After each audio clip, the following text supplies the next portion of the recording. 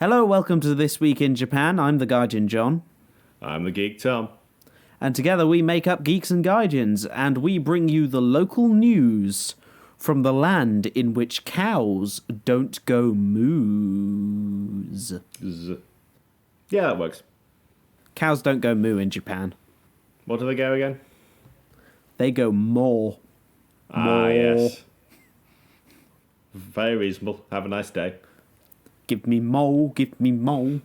It's time, Thomas, for your weekly dose of Japan. Oh, good. I've been missing it. And in this week's Japanese inoculation, it has dogs defecating, a salt and pepper, baseball manga death burgers, stalking, baby daddies, and beans. Thinking about them beans. Oh, those beans. Beans. As indeed we are British, we are concerned heavily with our beans. But first, before we get to beans, we have to stop off at Cute Corner. I love me some Cute Corner. And you know what's best in a Cute Corner? A dog taking a Truly the cutest. No, I can't even come up with a solution for that. What the hell are you doing, John? Why are we doing this? Well, this is because there is a dog food company in Japan which decided that the best way to advertise their dog food, it was for their new ad campaign to just picture a dog taking a poo. All right, I have to have a look at this. What were they thinking? How obvious is it? Wow, that's...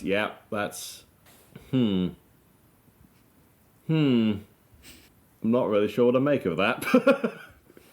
This is literally a dog bending over with its bottom, perhaps about to begin going to the toilet. I mean, it's either that or it's about to start vigorously twerking. It's one of the two, and I feel like that's fallen out of fashion recently. So... This dog's just behind the times. It's literally just a picture like you'd get on any very specific Instagram page, and surrounded by the Japanese text that states it's locally sourced, no additives, and dog food. That's all it says. This is for a locally sourced dog food by One Dogs. First, the dog is just really, really cute, but also this is... I mean, we discussed last week how much you love Shiba Inus, John. We all know how cute these dogs are. And apparently that still is true when they're going for number 2 in your lawn, is what I'm hearing from you, John. Thomas. So, the Twitter thread for this is amazing. Okay. Because, one, it is also just pictures of people taking pictures of their dogs having a poo. But then also someone linked to a Chinese laxative advert, which is just dogs having poos. This is an ad on YouTube that has over 5 million views. Wow. Well, I know why. It's the internet and they're sick monsters on there, but... Well, that is an ad for a laxative. So, but why have you just sent me it? Yes, have you I just have. sent me the... John, are you going to make me watch this video? Or can I please pass? All right, I'm watching it. Fine. Here we go. Like, there's so many better ways to communicate what a laxative is, rather than making me watch. It's a minute and 45 seconds, John. Why is it this long? Like, the dogs are cute. The sound effects are the worst part. The sound effects are the worst part. They're also fantastic. Also, like, hot takes from the Twitter thread. It might be, like, looking at the advert photo and looking at this video ad, it looks like they've just actually taken a still from the video. Yeah. That is amazing. They couldn't even be bothered to take a picture of their own dog pooing. Like, You don't even need a picture of a dog doing a number two. You can just take a picture of a dog. Yep, that is the exact same field with the exact same dog. Yeah. Japanese Twitter sleuths are fast. But yeah, don't buy one dogs. They are filthy, filthy plagiarists. But yes. The advert is still going. Alright, that's enough. I could have done without that last sound effect. That was far too wet and squishy for my liking. I turned off the audio for the video, so I don't know what Tom was enjoying. But I'll just have to imagine it, and so will you listeners, unless you go and search the advert yourself. I'm going to link it in the description, just so other people can suffer with me. You know what they say, a problem shared is a problem that you should have kept to yourself. Why did you show this to me? Why? Can you tell that we're British? That's kind of most of Cute Corner for today, just because I thought it was dumb.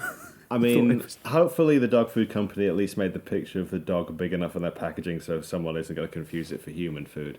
But other than that, that's all I have to contribute to this. Just in case they accidentally use dog shampoo. I mean, who would do something like that? It's a very common mistake, John. I'm sure it's happened to lots of people. Yes, so I'm sure. I wouldn't really worry about it. If a man wants to use dog shampoo, that's his prerogative. We live in a free country, apart from the fact that we don't, because we're British.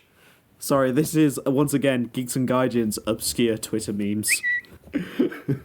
But now, speaking of Twitter, it's time for Crime Corner.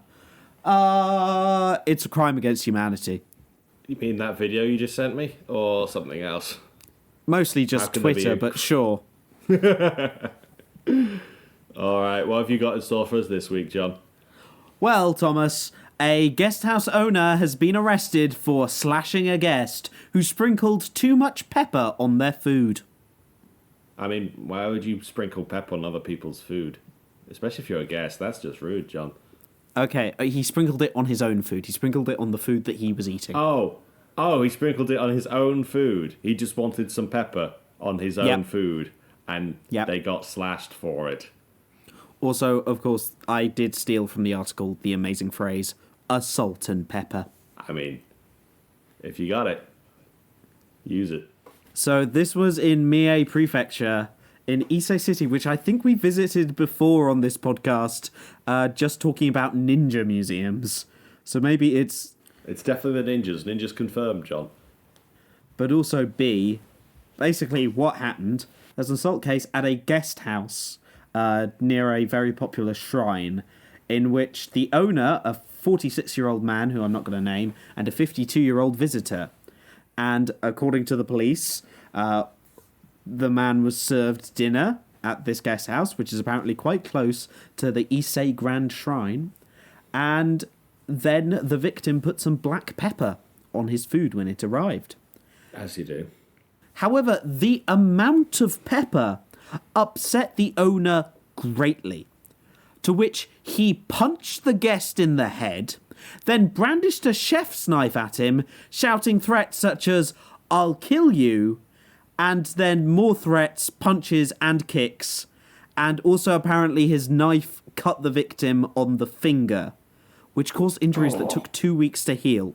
I will note the defendant does state that he didn't intend to cut him or didn't cut him. He just intended to threaten to kill him and beat him, which makes it so much better. Ah, yes. As any responsible guest house owner would do, it's just brandish a knife in one hand and try and punch someone in the other. But the knife's just for threatening. The other hand's doing all the actual damage. Obviously, there was just a complete accident that the knife came out in some capacity. That just sort of happens. I'm just imagining like a fighting game combo where the character is holding a perfectly normal knife in one hand, but just doing like the same punch over and over and over and over again. You're describing Super Smash Brothers, John. You're describing Super Smash Brothers. Good point. Sword-wielding restaurant owner for Smash. Just what we need, another sword wielder.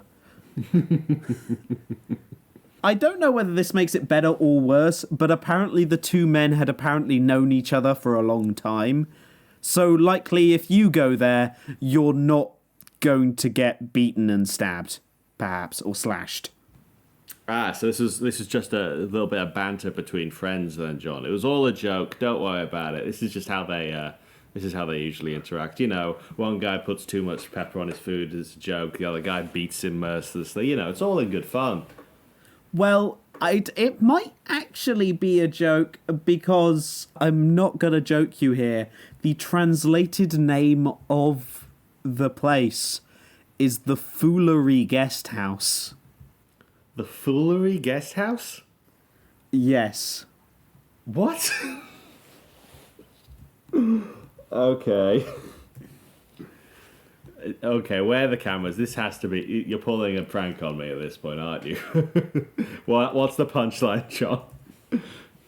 Yep, so put it into Google Translate. Translates to Foolery Hermitage. So, yeah. It translates into it was just a prank bro house.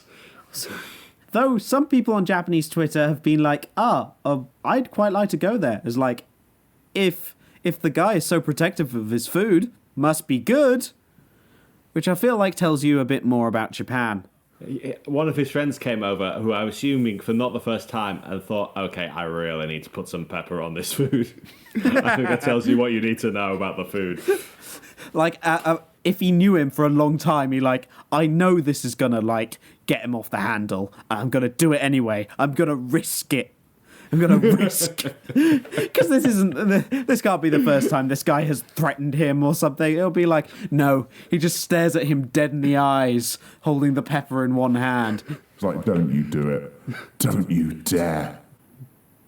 Sprinkle. Rolls up his sleeves. Now you've done it. Wife, get me my beating knife.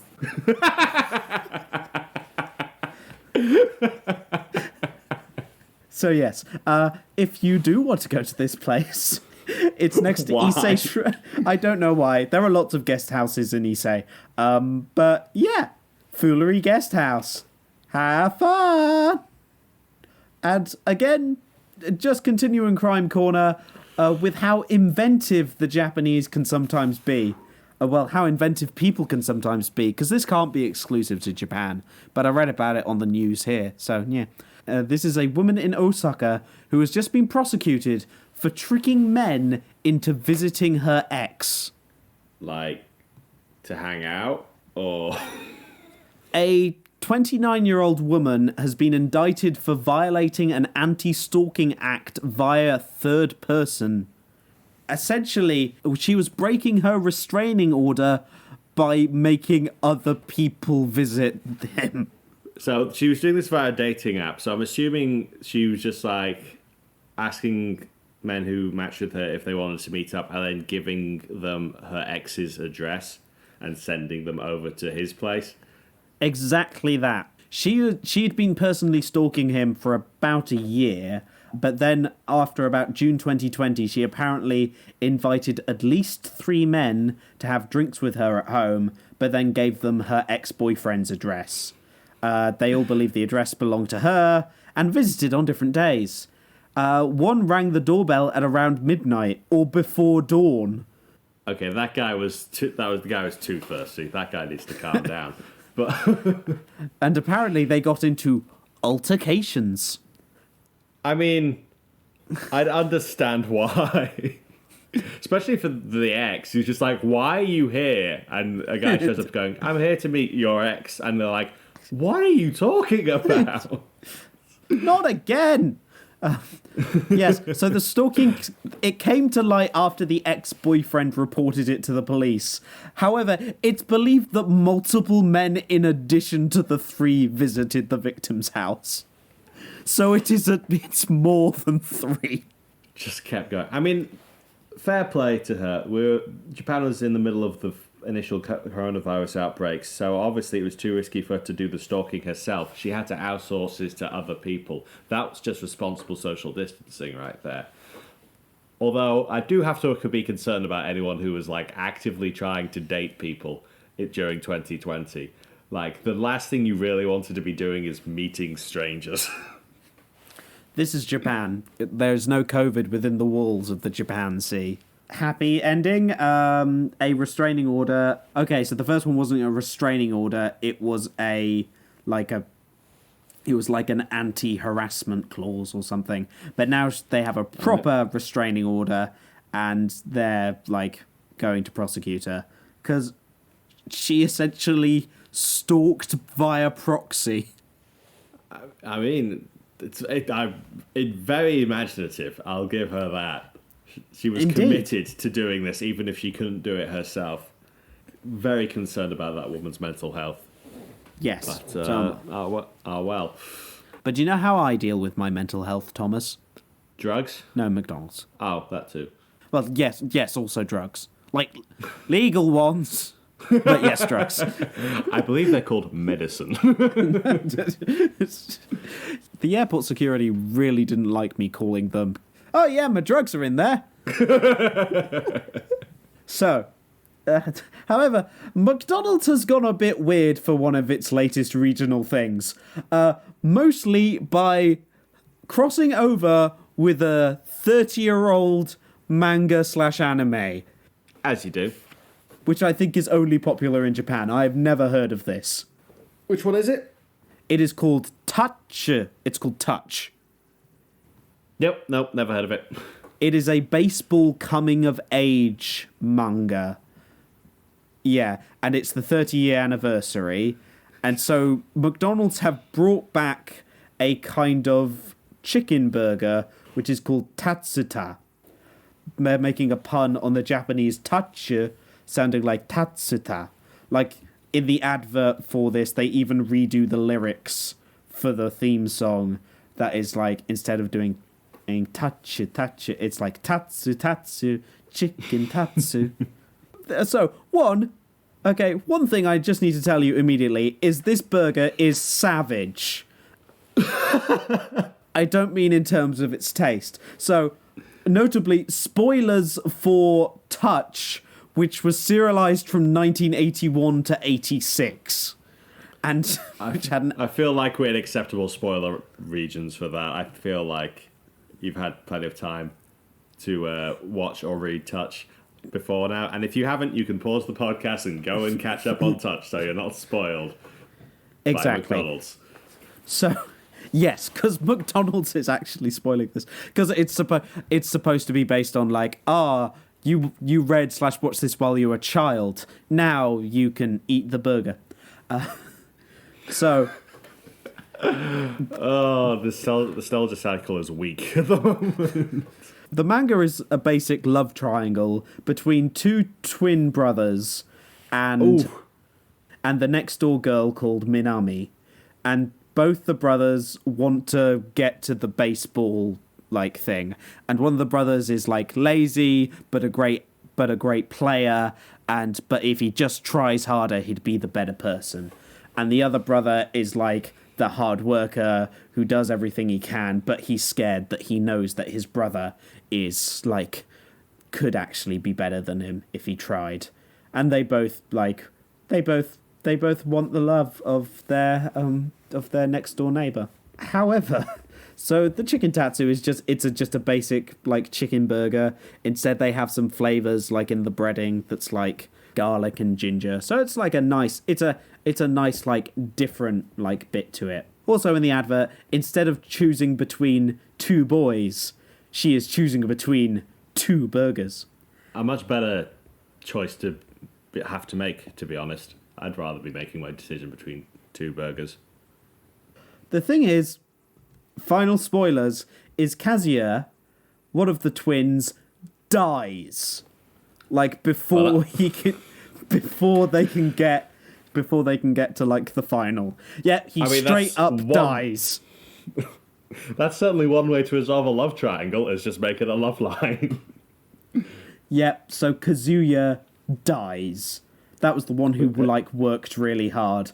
And to indicate this, the normal burger is just normal, but the Kazuya one has a lemon flavored sauce, has a lemon-flavored tartar sauce on it to show the bittersweet memories of youth.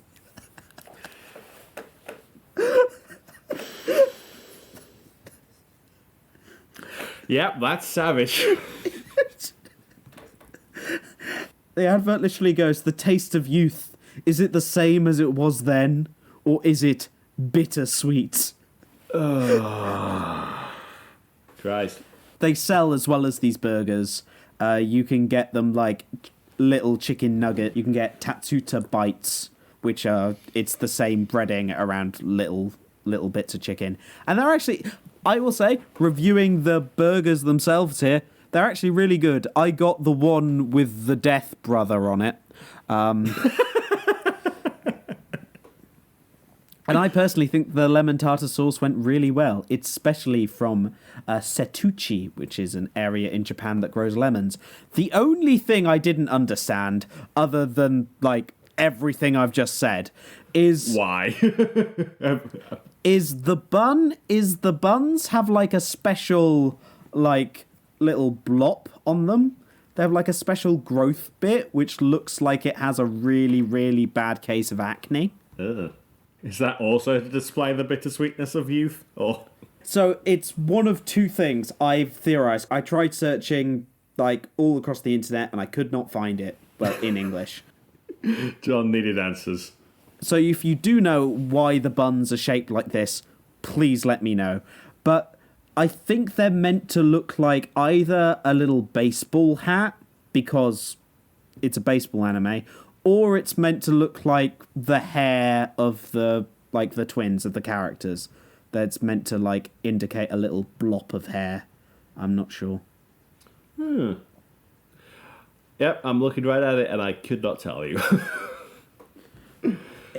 I have no idea. I think it's slightly more obvious in the marketing shot, but of course find all the images for these at the Gaijin John Instagram, where I generally share everything. Thomas is so intrigued by these. I'm trying to force myself to see like how it matches with his hair, but it just doesn't. No, I don't understand. As I said, if any of the listeners like know what this is, please like send us a message on Twitter, Geeks and Gaijins, or Facebook, Geeks and Gaijins, or email us geeksandgaijins@gmail.com.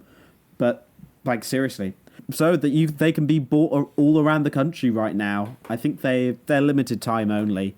But the chicken Tatsuta itself is like a very common limited edition thing in McDonald's, so they'll come back. It will come back eventually. I think you can now get it in one of like the rice burgers that they've been becoming more popular. But yeah, the only thing like really limited edition was the lemon tartar sauce, and it was actually, as I said, a really nice addition to it. I thought it went well, and I'd have it again. But Thomas, But John, the Japanese government have sent me a message for you. oh, for me? Oh, have Yep. I been a good boy? No, you've been a bad boy. Don't Fair play enough. with your food. That does sound like me. Because the Japanese government have told me, and the rest of the Japanese people, but mostly me, that don't give beans to young kids. Why would I want to give young kids beans? They're my beans. I want the beans. They can't have the beans. They're mine. They're mine. No, this is ahead of bean throwing rituals, which will happen tomorrow, the day after we record this, or several days in the past, if you're listening to this, when we release it. Can you give me a rundown on what a bean throwing ceremony is real quick, so I'm caught up on what on earth you're talking about? So this is Setsubun, which is the day before the first day of spring in the traditional calendar, which, if I look outside, it is not bloody spring. You're lying to me, Japan. But the tradition is you throw roasted soybeans to symbolically drive away evil. Maybe they're allergic or something, I don't know. However, there have been quite a lot of very sad accidents in which children have choked on nuts and other things. And so a government agency has raised the age of which, like, you should take care. So before that, now it was like 3 and younger, but now it's 5 and younger, because 4 and 5-year-olds now cannot be trusted with beans. These are like 4 hard... and 5-year-olds cannot be trusted with anything, John. Yeah. It's actually really sad. I won't go into the details. But between 2014 and 2019, 80 children aged 14 or younger died from asphyxiation from things going into their lungs during this period of time. What do you throw the beans at? Do you throw them at each other? Like up in the air, or like forward, or do you throw them on the ground? How does it work that you end up with a bean lodged in your throat? You're meant to throw them on a member of a family who is wearing a demon mask. And you go like, go away, go away, go away. And you like bomb. You like bang the thing. But then, like, as part of it, you're meant to eat roasted soybeans. And the thing is, roasted soybeans get like really, really hard. So I think it's more that part rather than the throwing of it. Ah, okay. That would make more sense. And also, if you go to, like, temples and stuff, they'll give you, and they'll also throw around roasted soybeans to the crowd. So that might deal with stuff, I don't know. Don't take your children to bean-throwing festivals, everyone. It was just, I just read this and went, beans. All right. Better not take your children to bean-throwing ceremonies, otherwise they'll turn from a human being to a human bean. Bean. No, that was bad. Don't... Past tense, kids. This is an example of the past tense. You know what? I knew that was going to be bad before I said it, and now that I've said it, I'm like, yeah, I was right. Yep. Should not have said that. I should not have said that. We go into our final section, which is the doubling down section from Thomas. The doubling down section. Well, we double down on us just Japanizing. And also the government is here as well. Because Joy, the Japanese government, in picture of something before a massive catastrophe news, the COVID-19 vaccinations in Japan are to be linked to the My Number system. I don't know if you've listened to our My Number episode. I spent 20 minutes failing to explain it.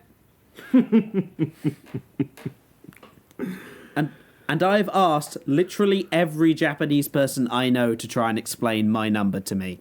They have all failed. It's somehow a mixture of like social security number, national ID number, and general paperwork number. Yeah. And the rollout of it has been wildly unsuccessful. Well, specifically the My Number cards, but we're not going to go into that. This, in theory, it does make sense. The idea is that, essentially, it will be able to check how many times people have been vaccinated, especially because I think Japan is getting more of the Pfizer vaccine, which I think requires 2 shots. So they can know how many times people have been vaccinated. They know where you live, so they'll have info for, like, which medical facilities you can go to and stuff like that. So in theory, it makes sense. It's just that the My Number system is just so bad. I'm sure it will be fine, apart from the fact that the minister leading it has, for some reason, an awful lot of time to shout at people on Twitter in English. Oh, well, how very educated and eloquent of him. Well, this is Taro Kono, or Kono Taro, or whatever annoys him most, because that's what's been annoying him. It's that he's one of these very, like, passionate Japanese people about keeping the Japanese word order that officially keeps the family name first and the given name last, and trying to get, like, international recognition for it. And it's just it's a nationalist dog whistle at this point. But he just gets really angry at, like, any Western publication that dares put his name in a different order. Sounds like a perfectly reasonable gentleman to be handling the rollout of vaccinations through a system that no one can understand. He's also a favourite to be one of the next prime ministers. Woo! Anyway. Of course he is. In maybe good news now, 16% 16% of Japan's male civil service staff took paternity leave in 2019. Woo! Yeah. That's supposed to be a high number, ladies and gentlemen. Yes. It increased 4 percentage points from last year and met the government's target of 13%. This is also said by Kono Taro or Taro Kono. Why are you following me around? Let's forget about Conan for now and just focus back on the matter at hand, which is that some husbands and fathers have actually been able to take time off to help their wives look after the children for once, which is admittedly very nice of them. Yes, so the thing is, Japan actually offers quite a large amount of paternity leave, the same for maternity leave as well. However, the issue there is the offers. The law says they're offered up to a year, I think, of paternity leave, which is very generous on an international scale. I think South Korea matches it, and that's about it. Yeah. However, but there is always a but. And this is a very big and smelly but. Notably, there is also another survey which says that in the whole country, this is not including the civil service, that on average about 7.5% of male employees took childcare leave. Now, you might be wondering, ladies and gentlemen and others, why it is that with such a generous offer to look after their children for a whole year before having to return to work, why more men haven't been accepting this offer. I thought I'd also just, before we do that, I thought I'd just quickly compare it to an international number, which is in the UK, it's an average of about 30%-ish, which is the aim that the Japanese government want to go for. They want 30%. And in the US, apparently, there is no legislation that requires paid parental leave. US, I know you just avoided fascism, but really? Really? This might be why, amongst other things. Yes, but also on a survey, which of course then will be massively skewed because of that, 48% of eligible fathers in the US did take paternity leave. And in Finland, which is the country with the highest number of this, about 80% of people in Finland take leave. 80% of good men old Finland. in Finland. Yay. Or maybe not, depending on whether they exist or not. I can't tell. But Thomas, if they do, very good of them. Why is this a big but if true, Thomas? Well, the thing is that whilst you are allowed to take this leave, the companies you work for might not be very happy to have you back. There's something of an expectation that men working for private companies are supposed to be loyal to them, even at the expense of their own families. So when they return back from paternity leave, they will often be mysteriously demoted and then fired, as was the case with two employees who have taken their company to court after such a thing happened a couple of years ago. But Thomas, we're a family here. What? You don't have a family. We're your family. The company is your family. How dare you turn your back on us to look after a child who's just been born? Thomas, look at me. I am the family now. Welcome to the family, son. This comes on the heels, well, not on the heels, about a year after another big bit of paternity leave news in Japan, which is that a young, attractive politician took paternity leave. Conservative politician, John. Thomas, this is Japan. They're all conservative politicians.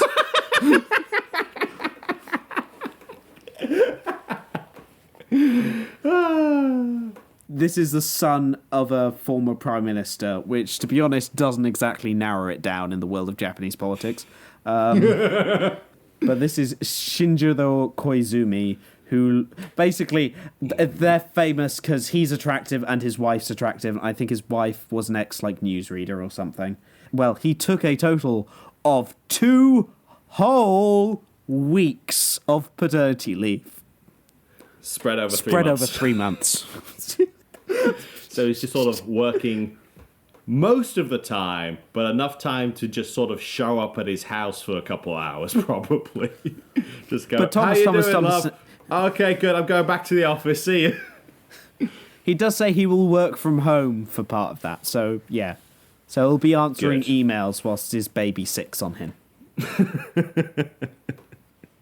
As is tradition. There were actually a huge amount of people anti this because gestures wildly at Japan.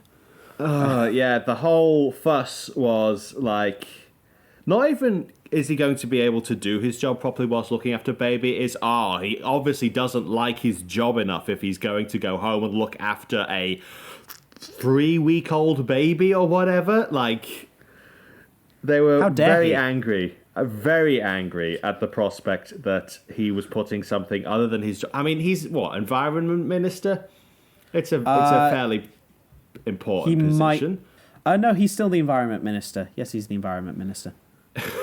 Yeah, who knows if he'll keep that position considering Japan's hostility to paternity or any type of childcare at all, really. But yeah, he's had a lot of backlash of people saying, yeah, you should be doing your job, you shouldn't be doing this, which is outrageous, really. And it's not like he's the only politician who's had to deal with this, because shock horror, the female politicians, who are there not many of, for reasons I can only guess at considering the current topic at hand, yeah, they get absolutely slated whenever they take maternity leave. This is in a country that has a huge baby problem, and so many Japanese people are like, why is no one having children? That was the silver lining to the article. I'm going to get back to something in a bit, but that was the silver lining of this article, which is if more men get to take paternity leave and go home and help their wives, maybe their wives will actually want to have a second child. Maybe even 3. Oh, Christ. And that is the takeaway of maybe if childcare isn't such a massive physical and emotional burden on wives and mothers, then they might have more babies so that the entire country doesn't just sort of age itself into oblivion. Yeah. Back on the female politician front, here's a particularly fun little paragraph that I wanted to read out to John live, because he's forgotten about this, but I'll just read it verbatim. After Megami Kaneko, I apologise if I'm pronouncing that terribly, I know I am, a lawmaker in the lower house gave birth to a son in 2016, she took a brief maternity leave, then was criticised for using a government car to drop her son off at a daycare. Open parentheses. Her husband, also a lawmaker, said he planned to take paternity leave, but he resigned days after their son was born, after news leaked that he had had an extramarital affair. Close parentheses. Okay. And that paragraph gave me a whiplash. That was a fun little bit to include. Oh, thank you, New York Times. Oh dear. So yeah, child rearing. It's fun for everyone. Especially politicians. When they say representative in the lower house, that is like equivalent to like the proper like House of Representatives or an MP in the UK. This is not like a local lawmaker. This is not like a person on the city council. This is For reference, female lawmakers make up less than 14% of Japan's parliament. sorry, 14, 1-4. 1-4.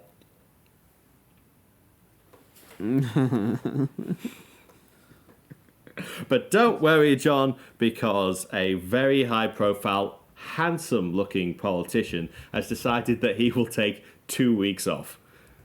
On and off. That was last year. He probably didn't take year. those weeks off. And that is progress. Yes. Apparently so. But yeah, that's all for this week. Yay! Remember the plagiarized dog poop ad?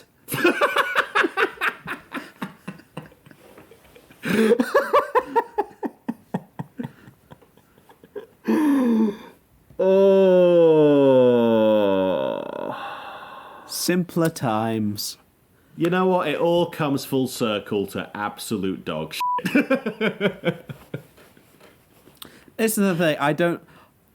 This podcast is not pro-Japan or anti-Japan. I feel like I want to make this clear.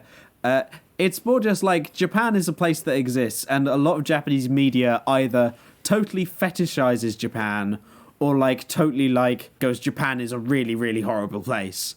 And it's in between, as most things are. Like, Japan is not all amazing Sugoi robots, whatever, and no matter how much I say, it's not all the patriarchy and fax machines. It's a mix of these two. It's a mix of these two elements. I don't know what I'm not apologizing because apologizing. I live here. But like, Japan is a place filled with human beings, like the entire world, which I think is sometimes we can lose quite easily. But yeah, thank you for listening to Geeks and Gaijins. You can, of course, find us on all good places that store podcasts, as long as they have refrigeration units. If you leave us out of the fridge, we do start to defrost. So that's Spotify's, iTunes, Podbean, etc., etc. If we are not on something and you would like us to be, please just send us an email at geeksandgaijins, that's the word, at gmail.com. And, of course, you can always find us on Twitter, Geeks and Gaijins, Facebook, Geeks and Gaijins. Probably send us a message there first, because Thomas is more likely to see it than I am. But yeah. And we've also started streaming again on Twitch. True, you can always find us at Twitch at, guess what? Geeks and Gaijins. God, isn't brand sustainability nice? But yes, we've started streaming again. So please come watch us play stupid Japan games. It's fun, innit? I'm still reeling from Trial 3 of Danganronpa V3. I've done nothing but think about Danganronpa V3 for 3 days. Seesaw. Yes, if you didn't know, we just finished Trial 3. Seesaw. Seesaw effect. Seesaw effect. Seesaw. All right, that one's for you, Jardo. That one's for you. The VOD for that will be up for 2 weeks probably, and then who Yeah. knows what we'll do with it. Thank you, everyone, for listening, and we'll see you next week in Japan.